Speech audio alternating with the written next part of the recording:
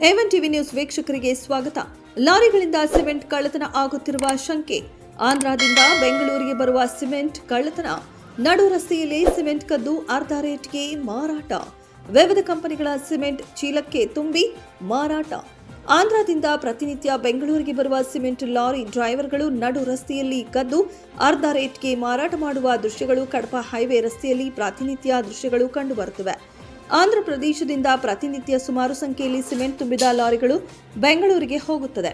Lorry ಡ್ರೈವರ್ಗಳು highway ರಸ್ತೆಯಲ್ಲಿ ಬರುವ ಕೆಲ ಅಂಗಡಿಗಳ ಜೊತೆ ಹೊಂದಾಣಿಕೆ ಮಾಡಿಕೊಂಡು ಸಿಮೆಂಟ್ ಕದ್ದು ಅರ್ಧ ರೇಟ್ಗೆ ಮಾರಾಟ ಮಾಡಿ ಸಿಮೆಂಟ್ ಕಂಪನಿಗೆ ಟೋಪಿ ಹಾಕಿ ವಿವಿಧ ಕಂಪನಿಗಳ ಸಿಮೆಂಟ್ ಚೀಲಕ್ಕೆ ತುಂಬಿ ಮಾರಾಟ ಮಾಡುತ್ತಿದ್ದಾರೆ ಎಂದು ಸ್ಥಳೀಯರು ತಮ್ಮ ಹೆಸರನ್ನ ಹೇಳದೆ ಗಂಭೀರ ಆರೋಪ ಮಾಡಿದ್ದಾರೆ. ಈ ಕೂಡಲೇ ಅದಕ್ಕೆ ಸಂಬಂಧಪಟ್ಟವರು ಸಿಮೆಂಟ್ ಕದ್ದು ಮಾರಾಟ ಮಾಡುತ್ತಿರುವವರ ವಿರುದ್ಧ ಕಠಿಣ ಕ್ರಮ ಜರುಗಿಸಿ ಸಿಮೆಂಟ್ ಕದಿಯುತ್ತಿರುವ ದಂಧೆಯನ್ನ ನಿಲ್ಲಿಸಬೇಕೆಂದು ಒತ್ತಾಯಿಸಿದ್ದಾರೆ.